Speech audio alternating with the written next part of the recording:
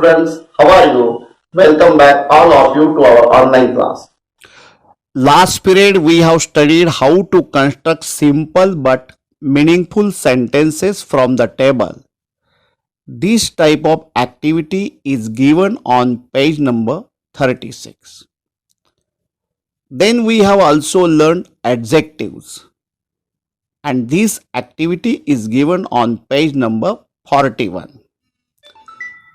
And students, you also learn how to use apostrophe from the page number 43, as well as learning about language. That type of activity was related to verbs. Dear students, you know verbs means kriya pade, and this activity is given on page number 47. So dear students, I hope you studied all these activities very well. विद्यार्थी मित्रों, मागच्या तासिकेला आपण page number 36वर असणारी जी activity होती ती activity आपण पाहिली. साधी साधी वाक्य, अर्थपूर्ण वाक्य कशी बनवायची ते आपण शिकलो. त्यानंतर आपण पेज नंबर 41वर ॲडजेक्टिव्स याबाबत आपण माहिती घेतली. त्यानंतर पेज नंबर 43वर ॲपॉस्ट्रॉफीचा उपयोग कसा करायचा तेही आपण अभ्यासलं. आणि पेज नंबर 47वर जो घटक होता लर्निंग अबाउट लँग्वेज, त्यामध्ये व्हर्ब्स म्हणजे क्रियापदे याबाबतही आपण अभ्यास केला, शिकलो. So dear students, today we will learn an inspiring and motivational poem which is given on page number 42, that is 2.5, The Man Who Thinks He Can, written by the greatest poet Walter D. Winter. So dear students, open your book and see the page number 42, that is 2.5, The Man Who Thinks He Can. So let's see. I am going to read the whole poem line by line, so students listen it carefully. If you think you are beaten, you are. If you think you dare not, you don't. If you like to win, but you think you can't, it is almost certain you won't. If you think you will lose, you are lost. For out of the world we find success begins with a fellow's will. It's all in the state of mind. If you think you are outclassed, you are. You have got to think high to rise. You have got to be sure of yourself before you can ever win a prize. Life's battles don't always go to the stronger or faster man, but soon or late the man who wins is the man who thinks he can. So let's write some new words from the blackboard in your notebook neatly. The first word, that is new word, beaten, पराभूत झालेला. beaten, पराभूत झालेला. The next one is almost certain. almost certain, जवळजवळ, नक्कीच. The third one is lose. third one is lose, हारणे किंवा अयशस्वी होणे. हरणे किंवा अयशस्वी होणे. Lose. The next one is will. Will. Will means, here it means the power of a person's mind. In Marathi we say that इच्छा. Will means what? इच्छा. The next one is state of mind. State of mind, मनाची स्थिती. State of mind, मनाची स्थिती. आउटक्लास्ड. आउटक्लास्ड. Outclass means वरचढ ठरणे किंवा इतरांपेक्षा मागे पडणे. आउटक्लास्ड. So next one is think high. Think high means think of going up or doing better.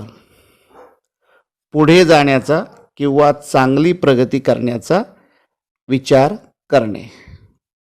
So write down all these words in your notebook. Before going to see one by one stanza, I would like to introduce you first.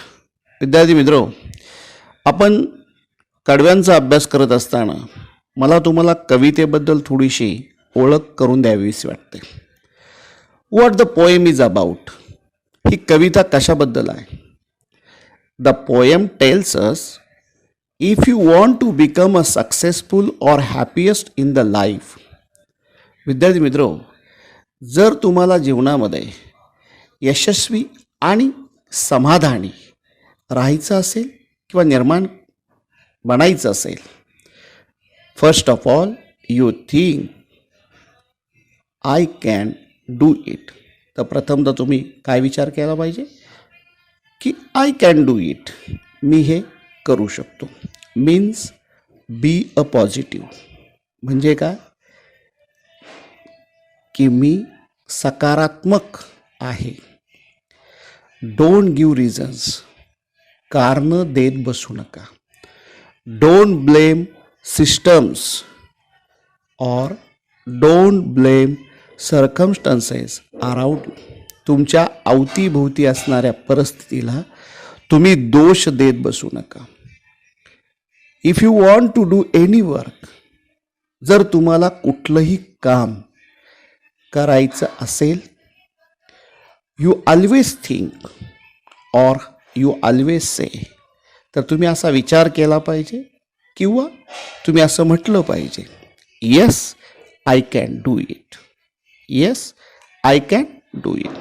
हो, मी हे करतोच. If you think it is impossible, जर तुम्ही असा विचार केला की हे अशक्य आहे, हे काम करणंही अशक्य आहे, और यू थिंक निगेटिव्हली ऑलवेज, जर तुम्ही नेहमी नकारात्मक दृष्टिकोन जर ठेवत असाल, तर dear students, you don't get positive result. तर विद्यार्थी मित्र, तुम्हाला सकारात्मक परिणाम तुम्हाला मिळणार नाहीत. And then you face many problems, आणि मग खूप साऱ्या समस्यांना तुम्हाला तोंड द्यावं लागेल. Now see the first stanza of the poem. I am going to read now. If you think you are beaten, you are. If you think you dare not, you don't. If you like to win but you think you can't, it is almost certain you won't. विद्यार्थी मित्र, पहा, तर आपण कवितेचं title पाहिलं तर title काय? The man who thinks he can. म्हणजे असा मनुष्य जो जसा विचार करतो तसा तो ते करू शकतो किंवा तशी कृती तो करू शकतो. The man who thinks he can. The first line of the poem is what? If you think you are beaten, you are. Beaten means पराभूत झालेला. जर तुम्ही असा विचार केला का यू आर बिटन म्हणजे मी पराभूत झालेलो आहे, तर रिअली यू आर, तुम्ही खरंच पराभूत झालेले आहात. Second line, if you think you dare not, you don't. तुम्ही असा जर विचार केला की यू डेअर नॉट, धाडस नाही, हिम्मत नाही, यू डोंट. तुम्ही जर असा विचार केला की नाही, आय कांट डू इट, मी हे करू शकत नाही, it is impossible for me, ते माझ्यासाठी खूप अवघड आहे, and you lose your courage,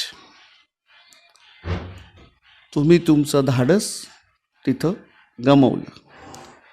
असा जर विचार तुमच्या मनात आला, if you think you dare not, you don't, तर तुम्ही धाडस करू शकत नाही. Third line of the poem, if you like to win but you think you can't. म्हणजे विद्यार्थी मित्र, जिंकायला प्रत्येकाला आवडतं, विजयी व्हायला प्रत्येकाला आवडतं. यू लाईक, आपल्याला आवडतं, तुम्हाला आवडतं, सर्वांना. But you think you can't, पण तुम्ही असा विचार केला की नाही, मी विजयी होऊ शकत नाही, मी सक्सेस होऊ शकत नाही, तर तुम्हाला तिथे विजयी होता येणार नाही. Because you think in this way, and this type of thought makes unsuccessful. आणि अशा पद्धतीचा जो विचार आहे माणसाला काय बनवतो? असफल बनवतो. म्हणजे जिंकायला प्रत्येकाला आवडतं, परंतु तुम्ही विचारच आधी असा केलाय की यू कांट, मी जिंकू शकत नाही. म्हणजे विचार, जसा विचार तशी कृती. It is almost certain you won't. आणि मग हे जवळजवळ, ऑलमोस्ट सर्टन म्हणजे काय? जवळजवळ नक्कीच तुम्ही विजयी होऊ शकत नाही. Now come to the second stanza of the poem. If you think you will lose, you are lost. For out of the world we find success begins with a fellow's will. It's all in the state of mind. If you think you will lose, lose means what? हरणे किंवा अयशस्वी होणे. If you think you will loose, तुम्ही असा विचार केला विद्यार्थी मित्र का मी हरणार आहे किंवा मी या कामामध्ये अयशस्वी होणार आहे, असा नुसता जरी तुम्ही विचार केला तर यू आर लॉस्ट, तर तुम्ही खऱ्या अर्थानं हारलेलेच असाल, अयशस्वी झालेले असाल. The first line of the second stanza tells us, if you think you will lose, you are lost. तर खऱ्या अर्थानं तुम्ही हारलेले असाल जर तुम्ही मी अयशस्वीच होईल किंवा मी हरणारच आहे असा विचार केला तर. Now come to the second line. For out of the world we find. We म्हणजे आम्ही, आपण. आमच्या असं लक्षात आलं आहे, आउट ऑफ द वर्ल्ड, जगामधून किंवा जगाचा अभ्यास केल्यानंतर किंवा जगभरातून आमचं असं लक्षात आलं आहे, success begins with a fellows will. Fellow म्हणजे काय? व्यक्ती. आणि विल म्हणजे काय? इच्छा. Will means, here it means the power of A persons mind. Will म्हणजे इच्छा. कुठलंही सक्सेस त्याची सुरुवात खऱ्या अर्थाने कुठून होते? तर फेलोज विल, त्या व्यक्तीच्या इच्छाशक्तीवर. त्या व्यक्तीमध्ये जर इच्छाशक्ती असेल, स्ट्रॉंग विल पॉवर असेल, तर सक्सेस, ज्याला आपण यशस्वी होणं असं जे म्हणतो, ते त्याला प्राप्त होतं किंवा तो त्यामध्ये यशस्वी होतो जेव्हा त्याची विल पॉवर स्ट्रॉंग असेल. आणि विल पॉवर कुठं असते? It's all in the state of mind. आणि ते state of mind means what? मनाची स्थिती. मनाची स्थिती तुमची कशी आहे यावरती तुमची इच्छाशक्ती अवलंबून असते. आणि तुमची इच्छाशक्ती जर सकारात्मक असेल तर you will not lose any work, any task. तर तुम्ही कुठल्याही कामामध्ये अयशस्वी होणार नाहीत. त्यामुळे I repeat once again, if you think you will lose, you are lost. For out of the word we find, success begins with a fellow's will. It's all in the state of mind. Now come to the third stanza of the poem. If you think you are outclass, you are. You have got to think high to rise. You have got to be sure of yourself before you can ever win a prize. Now, see the third stanza of the poem. The first line of third stanza. If you think you are outclass. Outclass means what? तुमच्यापेक्षा वरचढ ठरणे. विद्यार्थी मित्रो, जर आपल्यापेक्षा कुणीतरी वरचढ ठरतो आहे, आपण मागं पडलेलो आहे, तो आपल्या पुढे निघून गेलेला आहे, असा जर विचार तुमच्या मनात आला तर यू आर म्हणजे तुम्ही खरोखरच मागे पडलेले आहात. If you think you are outclass, जर तुम्ही तुमच्यापेक्षा कुणीतरी वरचढ ठरलेला आहे असा विचार येणं किंवा असा विचार करणे, तर खऱ्याच अर्थानं तुम्ही मागं पडलेलं आहात. मग अशा वेळेला काय केलं पाहिजे?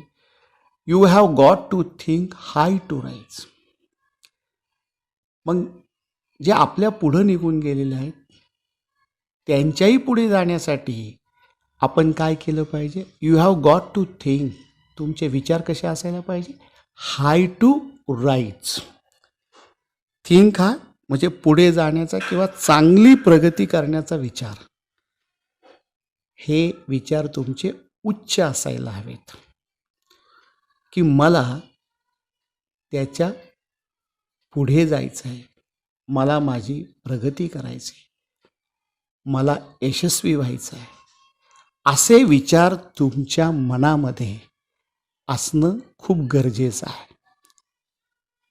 You have got to think high to rise. पण त्यासाठी काय असलं पाहिजे?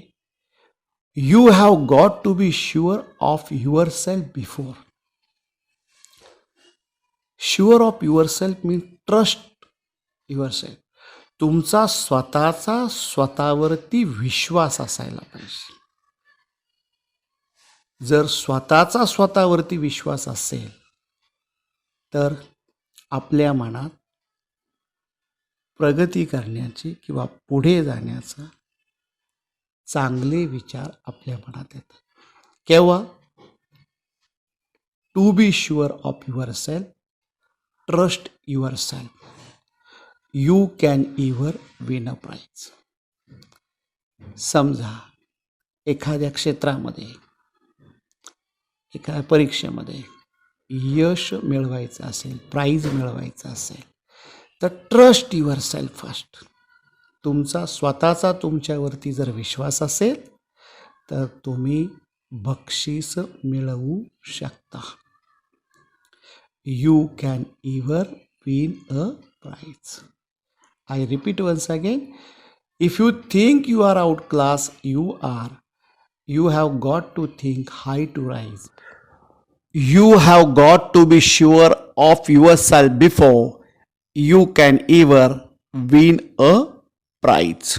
So trust first yourself and then easily you can win a prize. Now come to the last, that means fourth stanza of the poem. I am going to read now, so listen it carefully.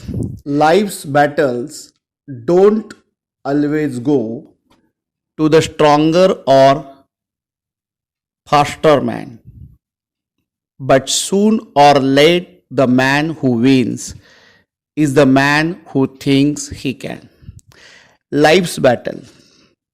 Battle या शब्दाचा खरा अर्थ आहे लढाई, युद्ध, पण इथे अर्थ तो आपण तसा घेणार नाही. तर बॅटल या शब्दाचा अर्थ इथे आपण घेणार आहोत चढ उतार किंवा संकट. लाईफ्स बॅटल, जीवनातील चढ उतार, आयुष्यातील चढ उतार किंवा आयुष्यातील संकट किंवा जीवनातील संकट.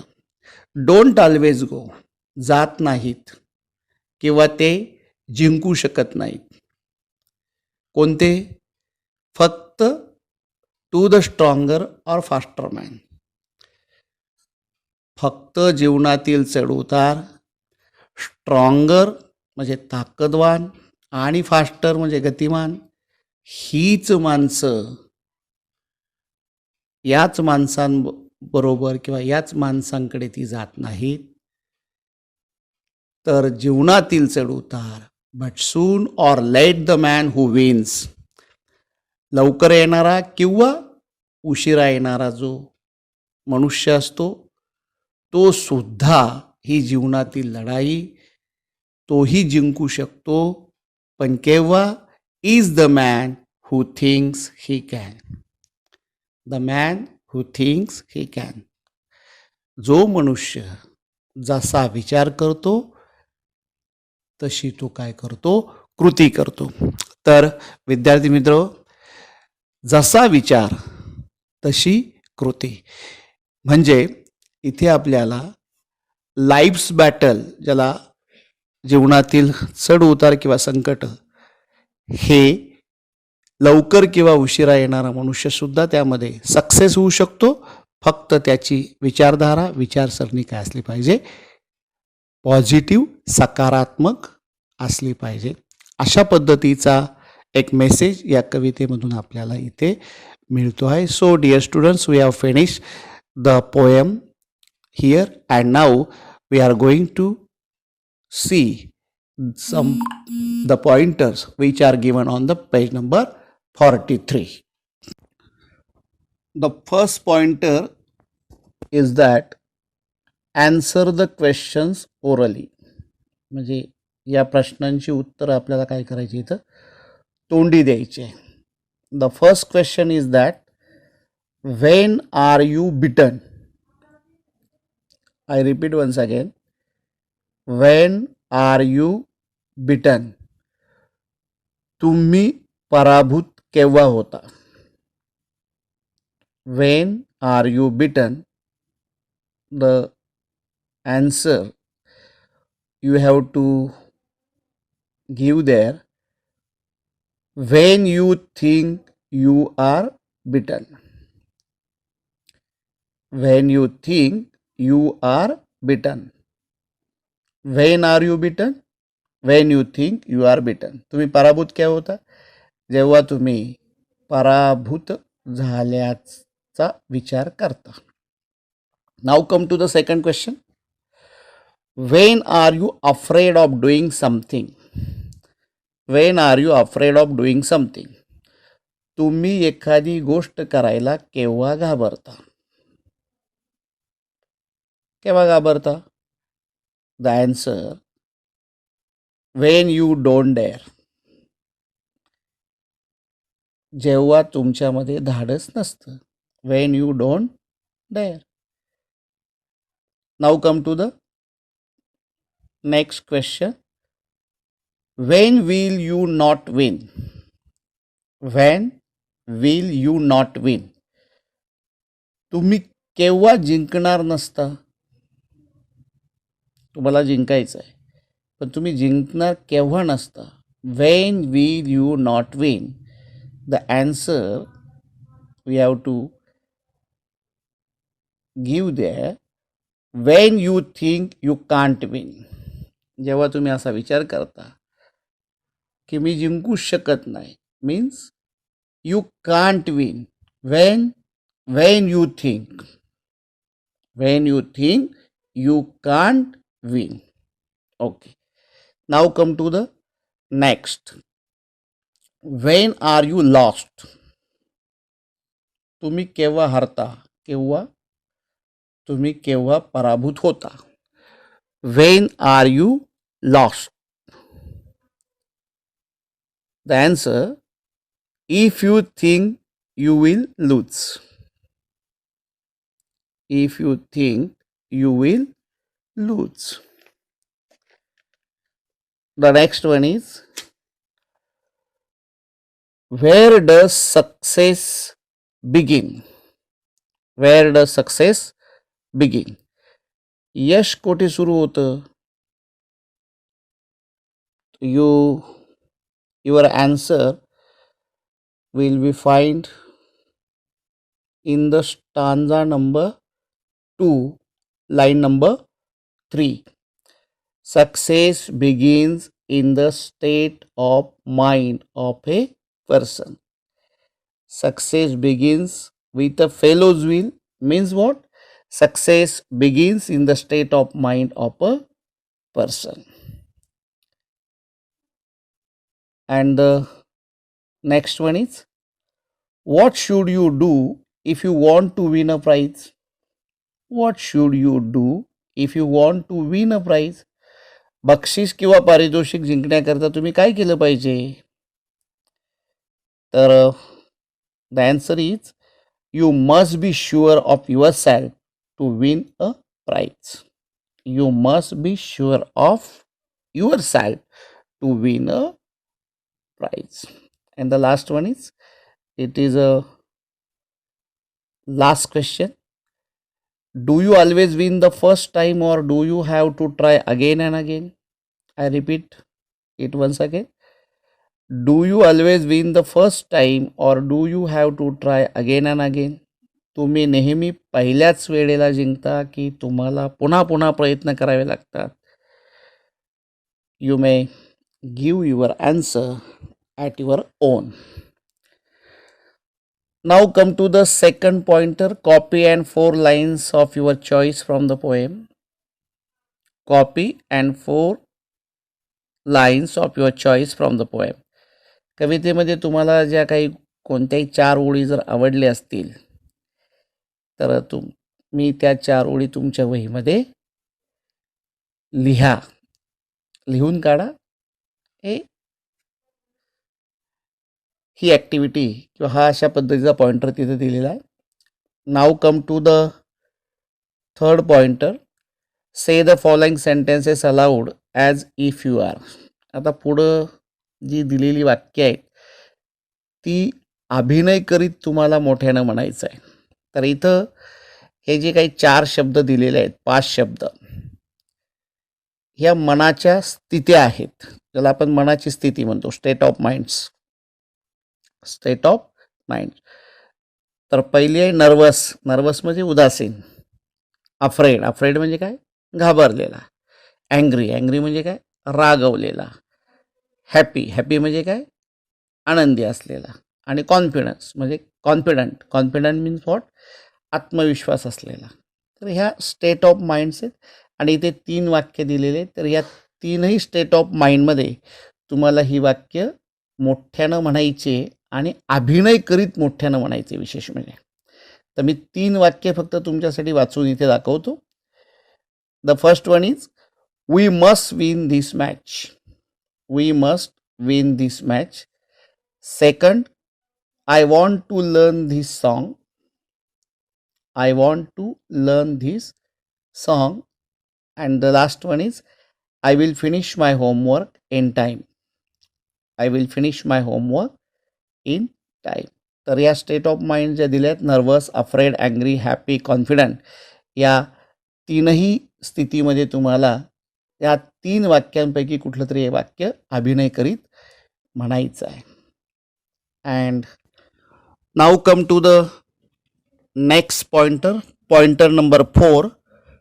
Form groups of 5. Discuss with examples how your state of mind can help you to do something, how it helps you to try harder and better. म्हणजे इथे एक ॲक्टिव्हिटी करायची विद्यार्थ्यांना. आपल्याला 5-5 विद्यार्थ्यांचे तुम्ही गट तयार करायचे. तुमच्या मनाची जी स्थिती आहे तुम्हाला काहीतरी करायला सहाय्य करते, तुम्हाला ती अधिकाधिक प्रयत्न करायला आणि अधिकाधिक चांगले करायला मदत करते.